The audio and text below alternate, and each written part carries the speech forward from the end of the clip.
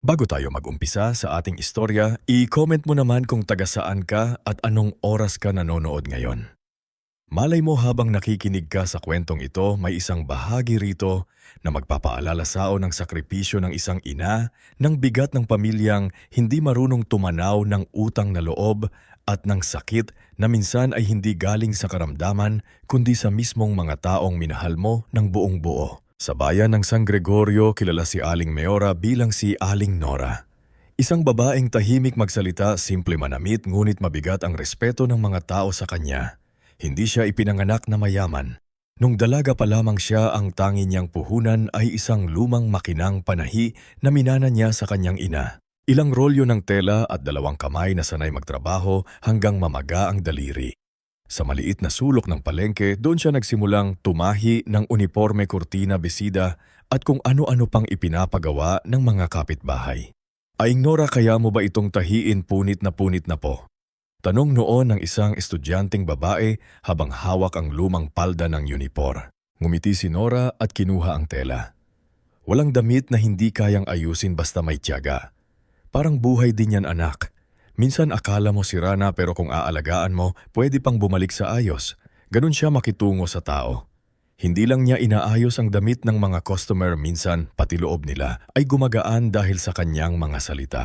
Kaya mula sa maliit na pwesto, lumaki ang kanyang patahian. Naging tindahan ito ng tela. Nagkaroon siya ng ilang tauhan. Pagkalipas ng maraming taon, tinawag na itong Balagtas Tela at Pananahi. Isang negosyong hindi man kasing laki ng mga kumpanya sa Maynila, ngunit sapat upang buhayin ang maraming pamilya sa San Gregorio. Sa tabi niya noon ay ang asawa niyang si Marcelo Balagtas. Isang lalaking hindi mayaman ngunit matino, masipag at marunong magmahal ng tahimik. Si Marcelo ang tagahatid ng tela, tagapag-ayos ng resibo ni Nora tuwing madaling araw. "Nora," sabi ni Marcelo minsan habang nakaupo sila sa likod ng tindahan. "Kapag lumaki onong negosyo natin, huwag mong kakalimutan kung saan tayo nagsimula." Napangiti si Nora habang pinupunasan ng pawis sa noo. "Hindi ko malilimutan, Marcelo. Basta ang pangarap ko lang mapagtapos natin ang mga anak natin. Ayokong maranasan nila ang hirap na dinaanan natin." 3 ang anak nila. Si Brando ang panganay, si Selena ang gitna at si Yvette ang bunso. Sa simula, simple lamang ang buhay ng pamilya. Kumakain sila ng sabay sa lumang mesa. Nagtatawanan sa maliit na sala. Kapag linggo, sabay-sabay silang nagsisimba. Ngunit dahil lumalalago ang negosyo, unti-unti ring nagbago ang mundo ng mga bata. Nakatikim sila ng mas magagandang damit, mamahaling gamit, pribadong paaralan, at luho na minsan ay hindi na kayang pigilan ni Nora dahil ayaw niyang maramdaman ng kanyang anak na kapos sila. Si Brando, bata pa lang, mahilig ng mag-utos. Kapag may tauhan sa tindahan, minsan ay sinasaway siya ni Marcelo. "Brando anak, hindi di porket may tindahan tayo ay pwede mon maliitin ang mga nagtatrabaho rito. Napapahirap ang batang Brando, empleyado naman natin sila pa." Doon napapabuntong hininga si Marcelo. Empleyado natin sila pero tao pa rin sila. Tandaan mo yan. Si Selena naman ay lumaki na palaging conscious sa tingin ng ibang tao. Ayaw niyang sinasabing anak siya ng mananahi. Kapag may school event, mas gusto niyang sabihin na may-ari ng textile business ang kanyang ina. Hindi simpleng tumahi sa palengke. "Mama, huwag ka nang magsuot ng lumang sandalas kapag pupunta sa school." Nakakahiya po kasi. Natigilan si Nora noon. Nakatingin siya sa sariling paa sa sandalas na malinis naman ng ngunit luma. Hindi siya nagalit. Ngumiti lang siya ng pilit. "Sige anak, magpapalit si mama." Si Yvette naman ang bunso, ang pinakamalambing noong maliit. Siya ang laging yumayakap kay Nora. Laging humihingi ng pasalubong. Laging umiiyak kapag aalis ang ina papuntang tindahan.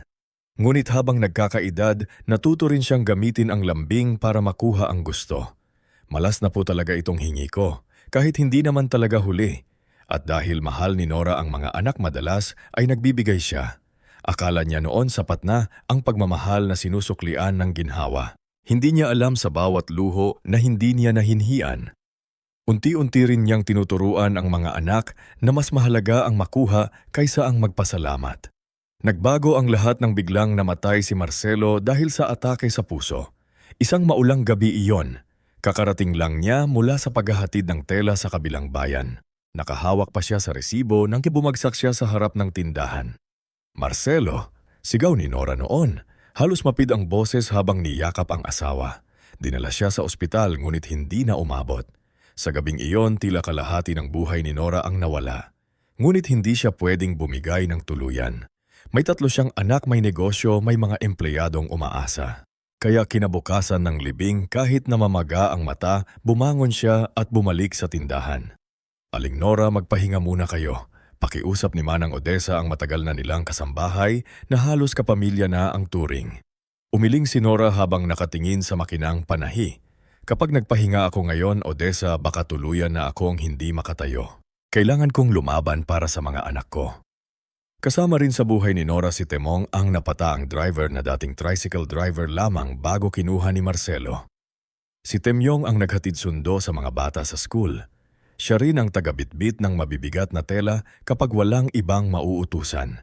Hindi siya madaldal, ngunit laging maaasahan. Aling Nora, sabi ni Temyong minsan, kahit wala na si Sir Marcelo, nandito lang kami. Hindi kayo nag-iisa. Malaki rin ang naging paper ni Maestra Belinda. Kapitbahay nilang guro na kaibigan ni Nora mula kabataan. Siya ang madalas na pagpapaalala kay Nora na hindi masamang magpahinga. Hindi masamang unahin minsan ang sarili, pero hindi iyon natutunan ni Nora. Lumipas ang mga taon na halos ibinigay niya ang lahat sa mga anak. Pinag-aral niya si Brando sa business school, si Selena sa fashion and marketing at si Yvette sa hospitality management. Nang magkatrabaho ang mga ito, hindi man naghirap, patuloy pa rin silang humihingi sa ina. Si Brando para raw sa expansion ng sariling negosyo. Si Selena para sa lifestyle at networking. Si Yvette para sa kondo-kotse at kung ano-ano pang investment na hindi naman lumalago. Dumating ang panahon na may kanya-kanya na silang asawa at buhay. Si Brando ay napangasawa si Mirela, isang babaeng laging nakangiti sa harap ni Nora. Nung unit halatang sinusukat ang halaga ng bawat gamit sa bahay. Si Selena naman ay napalapit sa may circle ni Roderico Salazar. Isang lalaking mahilig magpayo tungkol sa family asset management. Kahit ang totoo ay interesado lamang sa koneksyon ng mga balagtas. Si Yvette naman ay napangasawa si Santi, itang lalaking magaling magsalita ngunit palaging may bagong pagkakagastusan. Kapag may family dinner, ramdam ni Nora ang lamig sa pagitan nila. Hindi na sila nagtatanong kung kumusta siya. Mas madalas nilang pag-usapan ng titulo ng lupa kita, ng tindahan renta sa lumang commercial building, at kung kailan ba raw niya planong magretiro. Ma, sabi ni Brando isang gabi habang naghihiwa ng steak, hindi na praktikal na ikaw pa rin ang may final say sa lahat. Matanda ka na. Dapat kami na ang mag-manage, na patingin si Nora sa kanya. Hindi naman ako inutil, Brando. Hindi naman gan ang ibig kong sabihin. Mabilis na singit ni Mirela. Ngunit kita sa mukha niyang iyon nga ang ibig nilang sabihin. Si Selena naman ay humigop ng wine bago nagsalita. Ma-image din kasi. Kapag nalalaman ng investors na ikaw pa rin ang pumipirma sa maliit na office sa palengke, parang hindi moderno. Moderno? Mahinang tanong ni Nora. Ang tindahang yan ang nagpaaral sa inyong lahat. Walang sumagot. Siyat lang ang numiti ng pilit at hinawakan ng kamay ng ina. Magusto lang namin kayong tulungan para hindi na kayo mapagod. Pero sa mga mata ni Nora, hindi pag-aalaga ang nakikita niya. Pagmamadali, parang hinihintay nilang bumitaw na siya. Sa kabila ng lahat, sinubukan pa ni Nora na intindihin sila. Sinasab niya sa sarili na abala lang ang mga anak. May kanya-kanyang problema, may kapamilya na rin. Ngunit hindi maikakailan ang mga taong malapit sa kanya. Ang katotohanan, si Manang Odessa madalas na naaabutan si Nora sa kusina. Mag-isang umiinom ng salabat, nakatingin sa mga lumang litrato. Ma'am Nora, dabiya ba daw gusabihin ni Odessa, bakit hindi niyo sabihin sa kanila na nasasaktan kayo? Ngumiti si Nora ngunit nangingilid ang luha. Ina ko, Odessa, kapag nagsalita ako baka isipin nilang nanunumbat ako. Isang linggo habang tumutulong si Nora sa feeding program sa simbahan, bigla siyang nahilo. Hawak niya noon ang isang mangkok ng lugaw para sa batang payat nang manlambot ang tuhod niya. Mabuti na lamang at nandon si Maestra Belinda. Nora, sigaw nito habang sinasalo siya. Tulungan niyo kami. Nahihimatay siya. Dinala siya sa ospital ni Dr. Casimiro Valdez. Isang doktor na matagal nang kakilala ng pamilya. Ilang test ang ginawa, ilang araw siyang pabalik-balik. Akala niya simpleng anemia lang o pagod. Ngunit isang hapon pinaupo siya sa tahimik na kwarto. Leonora, maingat nitong simula, kailangan nating pag-usapan ng seryoso ang resulta. Naramdaman ni Nora ang bigat sa dibdib. Dak, sabihin niyo na po. Huminga ng malalim ang doktor. May cancer ka. At base sa findings na sa stage 4 na, parang huminto ang tunog ng paligid. Hindi agad umiyak si Nora. Nakatingin lang siya sa bintana sa mga dahong gumagalaw sa labas. Gaano katagal, tanong niya. Hindi natin pwedeng sabihin ng eksakto pero may mga treatment na pwede nating subukan. Mahirap. Oo, pero hindi ibig sabihin wala ng pag-asa. Pag-uwi ni Nora, hindi niya agad sinabi sa mga anak.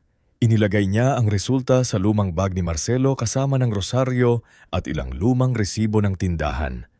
Ayaw niyang guluhin sila. Ayaw niyang maging pabigat. Ngunit isang araw dumating si Selena sa bahay para maghanap ng lumang titulo ng lupa. Habang hinahaluntak ang kabinete, nakita niya ang envelope mula sa ospital. Nang mabasa niya ito, namutla siya ngunit hindi dahil sa awa kundi dahil sa takot na baka maubos ang pera sa gamutan. Tinawagan niya agad si Brando at Yvette. Kinagabihan, nagtipon silang tatlo sa sala habang nasa kwarto si Nora. Akala nila tulog na siya ngunit bahagyang bukas ang pinto. Stage 4, bulong ni Yvette. Grabe naman, ang mahal ng treatment niyan. Exactly. Sabi ni Selena, kapag pinagamot natin ang pinagamot, baka wala nang matira. Sumandal si Brando sa sofa. Kailangan nating maging praktikal. Hindi pwedeng emosyon lang. Kung gagastusan pa natin siya, ano pang matitira sa atin? Sa loob ng kwarto napahawak si Nora sa dibdib. Mas masakit pa iyon kaysa sa sinabi ng doktor. Ang sakit niya ay kayang pangalanan ng ospital. Pero ang sakit na nanggagaling sa anak walang gamot. Kinabukasan biglang naging maalaga ang mga anak. Nagdala sila ng prutas, gamot at kung ano-anong dokumento. Nakangiti si Selena, malambing si Yvette. Seryoso si Brando. Masabi ni Brando, inilapag ang folder sa mesa. Para hindi ka na ma-stress, pirmahan mo na ito. Kami na ang bahala sa properties at accounts. Tiningnan ni Nora ang papel. Hindi niya pinirmahan. Sa halip tumawag siya kay Attorney Severino Laksamana. Ang abogado nilang mag-asawa mula pa noong buhay si Marcelo. Sa opisina nito, tahimik niyang ikinuwento ang lahat. Ang sakit ang narinig niyang usapan at ang mga dokumentong pinapapirma sa kanya. Matagal na natahimik si Attorney Severino. Nora, kailangan nating protektahan ka. Hindi lang ang ari-arian mo, pati dignidad mo. Doon unang ginawa ni Nora ang desisyong hindi niya akalaing gagawin niya bilang ina. Inayos niya ang kanyang testamento hindi para maghingati, kundi para siguraduhin ang pinaghirapan nila ni Marcelo ay hindi mapupunta sa mga kamay na walang puso. Inilagay niya na ang sinumang anak na tunay na magpapakita ng malasakit, pananagutan at pagbabago ang magkakaroon lamang ng karapatang makinabang. Malaking bahagi rin ng kanyang yaman ang inilaan niya para sa isang foundation para sa mga mahihirap na pasyenteng may cancer. Sigurado ka rito? Tanong ni Attorney Severino. Tumango si Nora. Buong buhay ko ibinigay ko sa mga anak ko ang lahat. Ngayon gusto kong may maiwan din ako sa mga taong walang inaasahan. Lumipas ang ilang linggo, lalong naging makulit ang mga anak sa papeles. Nang hindi pa rin pumirma si Nora sa gusto nilang dokumento, nagbago ang kanilang plano. Isang umaga dumating silang tatlo na tila may napagkasunduan. Ma, sabi ni Yvette, may lugar kaming naisip. Tahimik, presko ang hangin, makakapagpahinga ka roon. Saan? Tanong ni Nora. Sa lumang kubo sa taniman. Sabi ni Brando, temporary lang, habang inaayos namin ang treatment mo, gustong sumama si Manang Odessa, ngunit pinigilan siya ni Brando. Huwag na, Manang, kailangan ni Mama ng katahimikan. Kami na ang bahala. Kitang-kita ni Nora ang pag-aalala sa mukha ni Odessa ngunit hindi siya nagsalita. Tahimik niyang kinuha ang lumang telepono ni Marcelo at inilagay sa bulsa ng kanyang cardigan. Habang bumiyabiyahe sila papunta sa lumang kubo, walang sinasabi sa sasakyan sa labas. Mabilis na dumaraan ang mga palayan puno ng mangga at kalsadang paakyat sa bahaging malayo sa bayan. Si Nora ay nakaupo sa likod. Katabi si Selena na abala sa cellphone. Si Brando ang nagmamaneho. Si Yvette ay tahimik ngunit hindi makatingin sa mata ng ina. Nakakatuwa. Mahinang sabi ni Nora.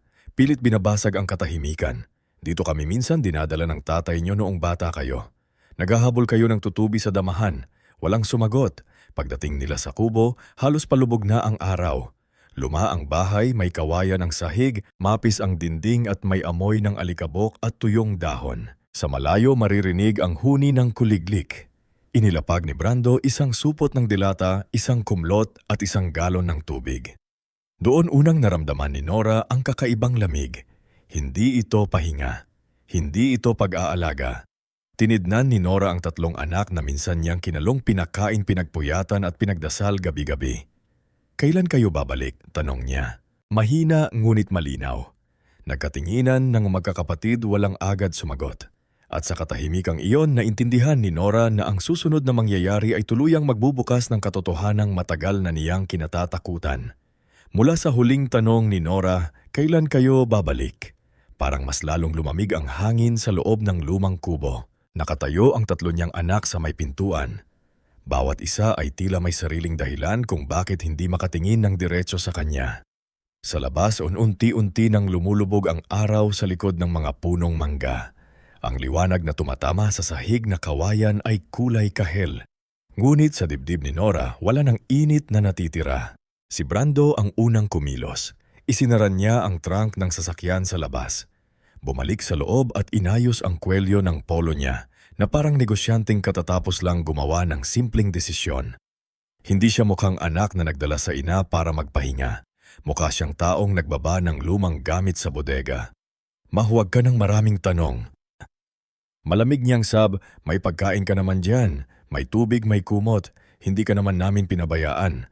Napatingin si Nora sa isang supot na may 3 dilata, isang pakete ng biskit at maliit na plastik ng gamot na hindi man lang ayos ang label.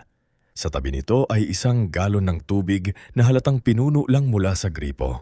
Hindi niya alam kung matatawa siya o iiyak. Buong buhay niya, kapag nagkakasakit ang mga anak niya, hindi siya natutulog. Binibilhan niya ng sabaw, gamot bagong unan at hinahaplos ang noo hanggang bumaba ang lagnat. Ngayon, sa oras na siya naman ang mahina, ito ang kapalit.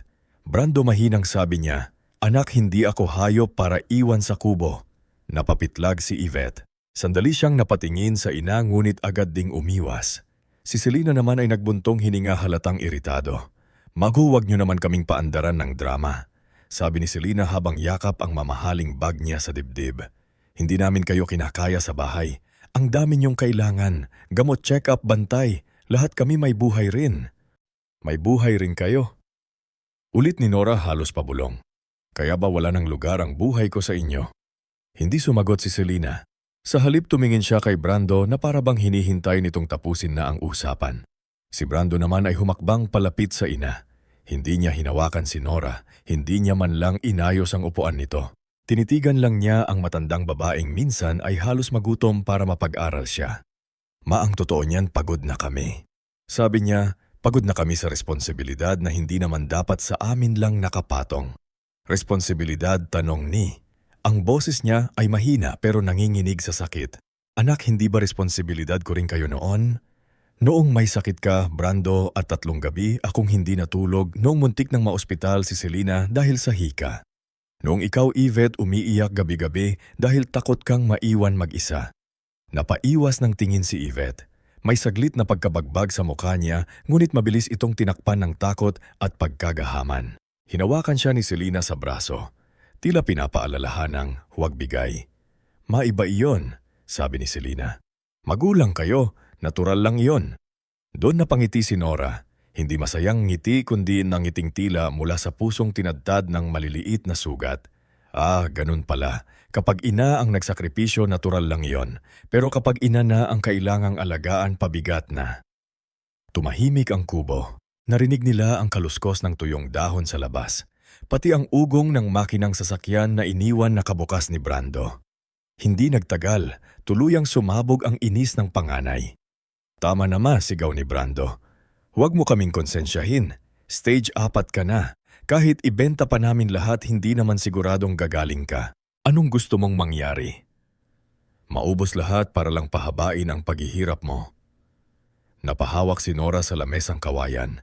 Hindi dahil sa sakit ng katawan, kundi dahil sa bigat ng sinabi ng sariling anak. Sa likod ni Brando, tahimik na tumulo ang luha ni Yvette. Ngunit hindi iyon sapat para pigilan ng nangyayari. Si Selena, halip na awatin ng kapatid, ay tumando pa. "Diyan ka na lang muna." Dagdag ni Selena, ngunit ang lamig ng boses niya ay parang kutsilyo. "Selena," bulong ni Nora. "Anak." At doon ang salitang matagal nang nakakulong sa bibig ni Brando ay lumabas na parang huling hatol. Diyan ka na lang mamatay, ma. Huwag mo nang kaming idamay sa paghihirap mo. Parang tumigil ang mundo ni Nora. Hindi siya nakasigaw. Hindi siya nakaiyak agad. Nakaupo lang siya. Nakatitig sa mukha ng panganay niyang anak sa batang minsan niyang hinatid sa unang araw ng klase sa binatang minsan niyang ipinagmalaki sa lahat ng tao sa lalaking ngayon ay nagsabi sa kanya na mamatay na lamang siya sa isang kubo. Saglit na nagkaroon ng katahimikan si Yvette ang unang tumalikod. Hindi na niya kinaya ang tingin ng ina. Sumunod si Selena mabilis ang lakad, tila gustong takasan ang sariling konsensya. Si Brando ang huling lumabas. Bago siya tuluyang sumakay sa sasakyan, luminon pa siya. Huwag kang mag-alala, may babalik naman siguro bukas o sa makalawa para tingnan ka. Hindi na sumagot si Nora. Pinanood niya silang sumakay sa sasakyan. Pinanood niya kung paano umandar ito pababa sa makitid na daan. Pinanood niya hanggang sa mawala ang ilaw ng kotse sa pagitan ng mga puno. At nang tuluyang manahig ang dilim sa kalamang bumagsak ang unang higbi niya. Hindi iyon simpleng iyak. Iyon ay iyak ng isang inang. Sinubukang intindihin ang mga anak sa loob ng maraming taon. Iyak ng babaeng inubos ang lakas para sa pamilya. Ngunit sa oras ng panghihina, iniwan sa gitna ng kawalan. Ngunit sa gitna ng paghigbi, may isang bagay na hindi nawala kay Nora. Ang dignidad niya. Pinunasan niya ang luha gamit ang laylayan ng kanyang hardigan. Mabagal niyang ipinasok ang kamay sa bulsa at hinawakan ng lumang telepono ni Marcelo. Luma na iyon, gasgas ang gilid at minsan ay maina ang signal. Pero sinadya niyang dalhin iyon dahil sa puso niya alam niyang may mangyayaring hindi maganda. Binuksan niya ang telepono, isang bar lang ang signal. Lumapit siya sa may bintana ng kubo. Itinapat ang phone sa mas mataas na bahagi. At nang may lumabas na 2 bar, agad niyang tinawagan ang numerong kabisado niya. Ilang ring lang sumagot agad ang kabilang linya. Nora, boses iyon ni Attorney Severino Laksamana. Nakarating na ba kayo sa bahay pahingahan? Sandaling napapikit si Nora. Pinilit niyang patatagin ang boses. Severino, hindi ito bahay pahingahan. Iniwan nila ako sa lumang kubo. Tumahimik ang abogado. Ngunit nang magsalita ito muli, wala nang pag-aalinlangan sa boses niya. Nasaan ka eksakto sa taniman sa may bundok iyong lumang kubo ni Marcelo? May kasama ka ba? Wala, iniwan nila ako rito. Sinabihan akong naputol ang boses ni Nora, ngitilit niya pa rin. Sinabihan akong dito na lang mamatay. Sa kabilang linya, narinig niya ang malalim na paghinga ni Attorney Severino. Nora, makinig ka sa akin. Huwag kang aalis dyan. Ilak mo ang pinto kung kaya. Tatawag ako sa kapitana, sa pulis at sa doktor at ipapatupad ko na ang protection clause na pinirmahan mo. Gawin mo na, sabi ni Nora. At sa unang pagkakataon, hindi nanginginig ang boses niya. Hindi ko sila susumpain, pero hindi ko nahahayaang yurakan ako. Ibinaba niya ang telepono. Sumandal siya sa pader ng kubo. Ang katawan niya ay nanghihina. Ngunggit sa loob niya may maliit na apoy na muling nagsimulang mabuhay. Hindi apoy ng paghihiganti. Apoy ng babaeng matagal nang nananahimik at ngayon ay natutong ipagtanggol ang sarili. Samantala, pababa pa lamang sina Brando, Selena at Yvette sa daan nang unang tumunog ang cellphone ni Brando, inis niya itong sinagot. Ano singgal niya sa kabilang linya ay ang manager ng bangko, Mr. Balagtas. Good evening po. Tumatawag lang po kami para ipaalam na pansamantalang frozen ang lahat ng corporate-linked accounts na may authorization dispute under the Estate Protection Notice filed by Attorney Severino Laksamana. Napahanto sa pagmamaneho si Brando. Anong sinasabi mo? Ako ang authorized signatory sa ilang accounts. Sir, under review na po. May formal notice po kaming natanggap. Kailangan niyo pong makipag-ugnayan sa legal counsel. Bago pa siya makasagot, tumunog naman ang phone ni Selena. Ang tumawag ay ang accountant ng pamilya. Ma'am Selena, pasensya na po pero hindi na namin pwedeng i-release ang reimbursement ninyo. May instruction po mula sa legal office. Lahat ng transactions ay naka-hold. Ano hindi pwede yan? Sigaw ni Selena. Alam mo ba kung sino ako? Halos kasabay nito nakatanggap ng mensahe si Yvette mula sa property administrator na pansamantalang sinususpende ang access nila sa family properties at kailangang magpaliwanag tungkol sa kalagayan ni Nora. Nanginginig ang kamay ni Yvette habang binabasa ang mensahe. Kuya, halos pabulong niyang sabi. May nakalagay dito possible financial abuse and elder neglect. Namuti ang mukha ni Brando. Hindi niya magagawa iyon. Ngunit bago pa siya matapos, tumunog muli ang phone niya. Sa pagkakataong ito, si Attorney Severino mismo. Brando, malamig na sabi ng abogado. Bumalik kayo sa kubo, nga na yun din kipapunta na roon ang kapitana at pulis. Kapag hindi nyo binalikan ang ina nyo, mas mabigat ang magiging kaso. Attorney, misunderstanding lang ito. Mabilis na sabi ni Brando. Biglang nagbago ang tono. Pinagpapahinga lang namin si Mama. Pinagpapahinga. Sagot ni Attorney Severino. Iniwan ninyo ang babaeng may stage 4 na cancer sa kubo na walang bantay. May mga dokumento rin akong hawak tungkol sa tangka ninyong ilipat ang ari-arian niya habang siya ay may sakit. Huwag mo akong subukan, Brando. Hindi na nakasagot si Brando. Bigla niyang inikot ang sasakyan. Sa likod umiiyak na si Yvette. Si Selena naman ay nanginginig sa galit at takot. Kasalanan mo ito. Sigaw ni Selena kay Brando. Sabi ko sa iyo, huwag mong sisigawan si Mama. Ako ikaw ang may pakan na ilayo siya. Ganting sigaw ni Brando. At ikaw ang nagdala ng papeles. Iyak ni Yvette. Tayong lahat ang may kasalanan. Wala pang minuto mula nang iwan nila si Nora, bumabalik na sila sa parehong daan na tila hinahabol ng multo ng sarili nilang ginawa. Pagdating nila sa kubo, hindi na nila nadatngang si Nora na nag-iisa. Nandoon na si Kapitana Zenida Magsalin, isang matapang na babaeng matagal nang nirerespeto sa barangay. Kasama niya si Senior Master Sergeant Arnel Botor at 2 tanod. Nandoon din si Maestra Belinda Hingal na hingal halatang nagmamadaling sumama sa gilid na katayo. Si Temyong namumula ang mata sa pigil na galit si Nora ay nakaupo sa lumang silyum kahoy, may kumot sa balikat niya. Mahina ang katawan, ngunit tuwid ang likod nang makita ng 3 anak ang mga tao sa paligid niya. Sabay-sabay silang napatigil, masigaw ni Yvette agad na tumakbo palapit. Sorry, hindi namin sinasadya. Itinaas ni Kapitana Zenaida ang kamay para pigilan siya. Dahan-dahan. Huwag kayong basta lalapit, kapilya kami, protesta ni Brando. Pamilya, Marina tanong ni Kapitana Zenaida. Pamilya ba ang nag-iiwan ng may sakit sa kubo ng walang bantay na mula si Brando? Si Selena ay agad umiyak, ngunit hindi malaman kung dahil sa konsyensya o dahil sa takot. Lumuhod si Yvette sa sahig na kawayan. Nanginginig, manatakot lang kami. Sabi ni Yvette, hindi namin alam ang gagawin. Tumingin si Nora sa kanila, matagal, malalim. Sa bawat mukha may alaala siyang nakikita. Mga unang hakbang, unang lagnat, unang gradasyon, unang yakap. Pero sa gabing iyon, may bagong katotohanan na rin na nakaukit sa puso niya. Hindi ko kayo isusumpa. Mahinang sabi ni Nora. Kahit anong sakit ang ibinigay ninyo sa akin, anak ko pa rin kayo. Pero simula ngayong gabi, hindi ko na kayong hahayaang gamitin ang pagiging ina ko para tapakan ako. Napahagulgol si Yvette. Si Selena ay napaupo sa gilid, walang masabi. Si Brando ay nanatiling nakatayo. Naninigas ang panga. Ngumbit halatang nanginginig sa takot. Dumating si Attorney Severino makalipas ng ilang minuto kasama ang ambulansya na ipinadala ni Dr. Casimiro. Agad na inalalayan ni Temyong at Maestra Belinda si Nora. Habang inilalabas siya sa kubo, huminto siya sandali sa tapat ng mga anak. Mapakiusap, sabi ni Brando, ngayon ay mababa na ang boses. Ayusin natin ito. Tumingin si Nora sa kanya. Inaayos ko na, Brando, pero hindi na sa paraan na gusto ninyo. Dinala si Nora sa pribadong ospital ni Dr. Casimiro. Doon hindi na siya inilagay sa lumang ward na pinili ng mga anak para makatipid.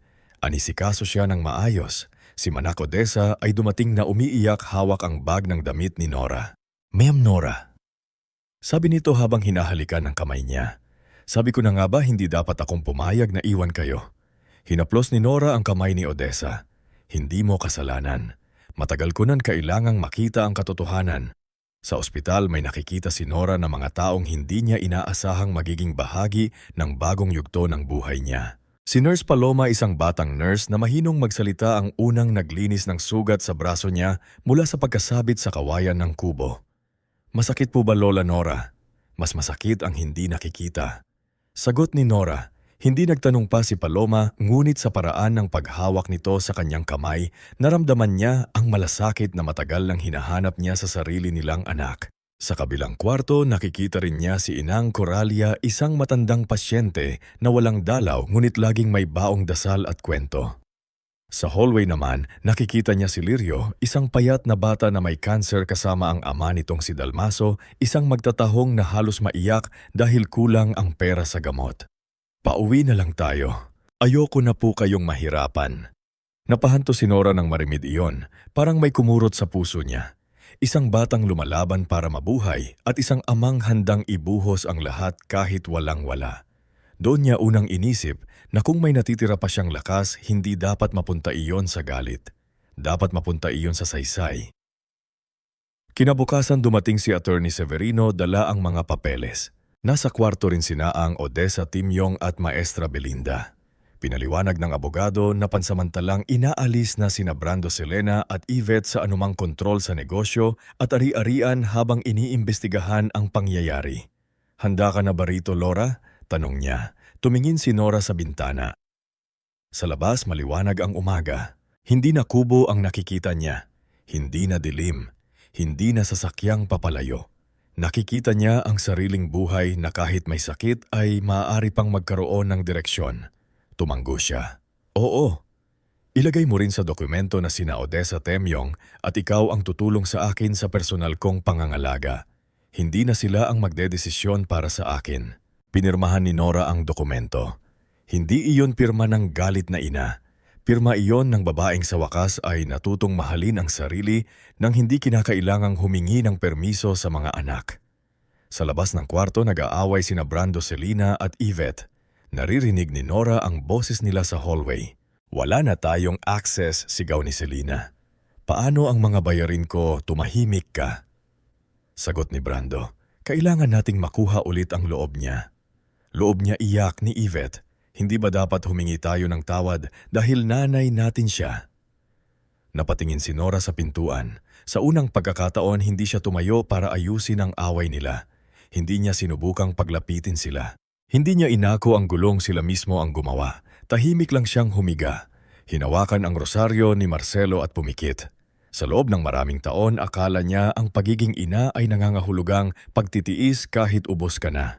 Ngunit sa gabing iniwan siya sa kubo at sa umagang muli siyang dinala sa liwanag, natutunan niya ang isang bagay. Ang tunay na pagmamahal ay hindi dapat maging kulungan. At habang sa labas ay gumuho ang mundong itinayo ng kasakiman ng kanyang mga anak, sa loob ng kwarto ni Nora ay may nagsisimulang bagong buhay. Mahina man ang katawan ngunit mas matibay ang puso kaysa dati. Sula sa katahimikan ng kwarto sa ospital, habang hawak ni Nora ang rosaryo ni Marcelo at naririnig sa labas ang pagtatalo ng kanyang mga anak, unti-unti niyang naunawaan na ang buhay niya ay hindi na maaaring bumalik sa dating anyo. Hindi na siya pwedeng maging inang laging tagasalo ng problema, tagapagtakip ng kahihiyan at tagapagbigay ng kapatawaran. Kahit hindi naman hinihingi ng tapat noong gabing iniwan siya sa kubo, may isang bahagi ng puso niya ang namatay. Ngunit sa umagang iniligtas siya ni Atty. Verino, Kapitana Zenaida, Maestra Belinda Temyong at Manang Odessa, may isa namang bahagi ng kanyang pagkatao ang muling nabuhay. Ang bahaging marunong ng tumayo para sa sarili. Ilang araw pa siyang nanatili sa ospital ni Dr. Casimiro Valdez. Mahina pa rin ang katawan niya. May mga gabing sumasakit ang likod niya, nanginginig ang kamay at nawawalan siya ng gana sa pagkain. Ngunit kakaiba na ang paligid niya ngayon. Hindi na siya nag-iisa sa kwarto habang naghihintay kung may anak bang dadalaw. Nandoon si Man Modesa na hindi umaalis sa tabi niya. Si Maestra Belinda na nagdadala ng mga librong may malalaking letra para malibang siya. Si Temyong na tahimik na nagdadala ng sariwang prutas at si Nurse Paloma na maingat humawak sa kanya na para bang dugo nilang kamag-anak. Isang hapon pumasok si Dr. Casimiro kasama si Attorney Severino. Nakaupo si Nora sa kama, may kumot sa balikat. Nakatingin sa bintana kung saan natatanaw ang maliit na hardin ng ospital. Nora, mahinaong sabi ni Dr. Casimiro. Hindi kita kailangang lokohin. Mahirap pa rin ang gamutan. May mga araw na magiging masakit. May mga araw na iisipin mong ayaw mo na. Pero malaking bagay ang paligid. Kailangan mo ng lugar na tahimik, maliwanag at malayo sa stress. Hindi ako babalik sa bahay. Agad na sabi ni Nora. Hindi siya galit nang sinabi iyon. Malinaw lang. Para bang matagal na niyang pinag-uusipan at hindi na kailangang ipaliwanag pa. Tumanggo si Attorney Severino. May naalala akong lugar sa Hiraya. Maliit na recovery home sa Santa Aurelia, malapit sa dagat. Hindi iyon marangya tulad ng private resort pero malinis tahimik at may mga taong mapagkakatiwalaan. Maaari kang doon muna magpagaling habang naaayos natin ang legal matters. Napatingin si Manang Odessa kay Nora. Sasamahan ko kayo ma'am, ako rin po kung kailangan nyo ng driver. Singit ni Temyong mula sa may pintuan. Si Nora ay napangiti ng mahina. Parang mas pamilya ko pa nga kayo kaysa sa mga anak ko. Hindi po kailangang kadugo para magmahal ng totoo. Sagot ni Manang Odessa. At doon muling nangingilid ang luha ni Nora. Pagkalipas ng 2 araw, inilipat si Nora sa Casa Hiraya. Maaga silang bumiyahe upang hindi siya mapagod. Sa van katabi niya si Manang Odessa. Habang si Temyong ang nagdadrive si Nurse Paloma, ay sumama bilang private nurse na inilireomenda ni Dr. Casimiro. Kahit sa totoo lang ay mas maliit ang bayad kaysa sa normal na tinatanggap niya sa ospital. Nurse Paloma, sabi ni Nora habang nakatingin sa bintana. Bakit ka pumayag na sumama sa akin? Bata ka pa. Mas marami kang kikitain kung mananatili ka sa malaking ospital. Gumiti si Paloma. Simple ang mukha niya, ngunit may tahimik na kabutihan sa mga mata. Nung bata po ako, may tumulong sa nanay ko, magkasakit siya. Hindi namin kilala, hindi namin kamag-anak, pero dahil sa tulong niya, nabuhay pa si nanay ng ilang taon. Simula noon, sabi ko, kapag may pagkakataon akong mag-alaga ng isang taong nanganganyilaan, gagawin ko. Natahimik si Nora. Hindi niya sinabi, ngunit sa loob niya naisip niyang may mga taong hindi mo kailangang palakihin, pag-aralin o bigyan ng bahay para lang matutong magmalasakit. May mga pusong likas na marunong magbigay. Pagdating nila sa Casa Hiraya, sinalubong sila ng amoy ng dagat at tunog ng alon sa di kalayuan. Hindi malaki ang bahay. Puting pintura, kahoy na bintana, maraming halaman sa paligid at may maliit na hardin kung saan nakatanim ang gumamela santan at ilang halamang gamot. Sa bandang likod may tanawing dagat na kumikislap sa ilalim ng araw. Isang lalaking nasa S ang lumapit sa kanila. Payat kayo, may hawak na pandilig at may sombrerong buri. Ma'am Nora, sabi nito halatang nahihiya. Ako po si Isko Maravilla, harbinero po rito. Napatingin ng mabuti si Nora sa kanya. Parang may naaalala siya. Isko, ikaw ba yung batang dati naming tinulungan ni Marcelo, yung anak ng magsasakang nasunugan ng bahay? Napayuko ang lalaki, napangiti at namula ang mata. Ako nga po, kung hindi po dahil sa inyo, hindi ako nakapag-aral kahit vocational man lang. Noong narinig kong kayo ang dadalhin dito, nakiusap ako na ako ang mag-aalaga ng hard sa tapat ng kwarto ninyo. Nahawak si Nora sa dibdib. Sa dami ng taong binigyan niya noon ng tulong, marami na siyang nakalimutan. Ngunit ang kabutihang ibinigay ng tahimik ay may paraan para bumalik sa oras na ikaw naman ang nangangailangan. Salamat, Isko. Mahina niyang sabi. Hindi mo kailangang gawin ito. Gusto ko po, sagot ni Isko. Uang na loob ko po ang pag-asa. Sa mga unang linggo sa Casa Hiraya, naging mabagal ang araw ni Nora, ngunit hindi mabigat. Tuwing umaga, binubuksan ni Paloma ang bintana para pumasok ang hanging dagat. Si Manang Odessa ay nagluluto ng lugaw tinola o sabaw na madaling kainin. Si Isko ay naglalagay ng bagong bulaklak sa maliit na florera sa tabi ng kama. Si Temyong naman ay pumupunta tuwing makalawang araw upang maghatid ng gamot, dokumento o balita mula sa bayan. Hindi laging maganda ang pakiramdam ni Nora. May mga araw na halos hindi siya makabangon. May mga gabi na naririnig ni Paloma ang pigil niyang iyak. Masakit po ba, Nay? Tanong ni Paloma minsan habang inaayos ang una niya. Oo, sagot ni Nora, pero hindi lang katawan. Naupo si Paloma sa tabi niya. Hindi siya nagsalita agad. Hinayaan lang niya si Nora na huminga ng malalim. Aka ko, patuloy ni Nora. Kapag naging mabuti kang ina, babalik iyon sa pagtanda mo. Hindi pala ganon kasimple. Hindi po ninyo kasalanan ang pinili nilang ugali, sabi ni Paloma. Pero baka may pagkakulang ako, bulong ni Nora. Baka sobra akong nagbigay, baka nakalimutan kong turuan silang mahirapan. Dumating si Maestra Belinda kinabukasan at nadatnan si Nora na nagsusulat sa maliit na notebook. Hindi iyon listahan ng gamot o gastos, mga liham iyon. Isa para kay Brando, isa para kay Selena, isa para kay Yvette. Isusulat mo lahat ng sakit, tanong ni Belinda. Hindi para manumbat, gusto ko lang mailabas. Baka kapag hindi ko isinulat, dalhin ko hanggang hukay. Sa liham kay Brando, isinulat niya ang alaala ng batang takot matulog kapag wala siyang ilaw. Sa liham kay Selena, isinulat niya ang unang bestida nitong tinahi niya gamit ang natirang tela sa tindahan. Sa liham kayet isinulat niya ang gabing halos isugod niya ito sa ospital dahil sa mataas na lagnat at kung paano siya nagdasal na sana siya na lang ang magkasakit. Hindi pa niya ibinigay ang mga liham. Hindi pa panahon. Ngunit bawat salita na isinulat niya ay parang tinik na nabubunot sa dibdib. Habang nagsisimulang lumiwanag ang paligid ni Nora, kabaligtaran naman ang nangyayari sa tatlo niyang anak. Sa San Gregorio, mabilis kumalat ang balita. Hindi man nagsalita si Nora sa publiko, may mga nakakita sa pagdating ng pulis sa kubo. May mga empleyadong nakaalam na nireze ang accounts. May mga supplier na biglang nagduda sa pamamalakad ni Brando. Sa negosyo, hindi na siya sinasalubong ng parehong respeto. Mang Paterno, sabi ni Brando isang umaga sa opisina, bakit delayed ang delivery ng tela mula sa lukban na kamot ng batok ang matandang empleyado? Sir, gusto raw munang makausap ng supplier si Attorney Severino. Nangangailangan po sila ng status ng kumpanya. Status singhal ni Brando. Ako ang nagpapatakbo nito. Tahimik lang si Mang Paterno. Matagal na siyang tauhan ni Nora. Nakita niya kung paano itinayo ng babae ang negosyo mula sa pawis at puyat. Kaya kahit takot siya kay Brando, hindi niya kayang ibigay ang parehong respeto. Si Selena naman ay unti-unting nalulubog sa kahihiyan.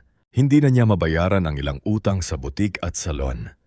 Ang mga kaibigan niyang dati ay laging nakangiti sa kanya sa mga event ay biglang naging abala.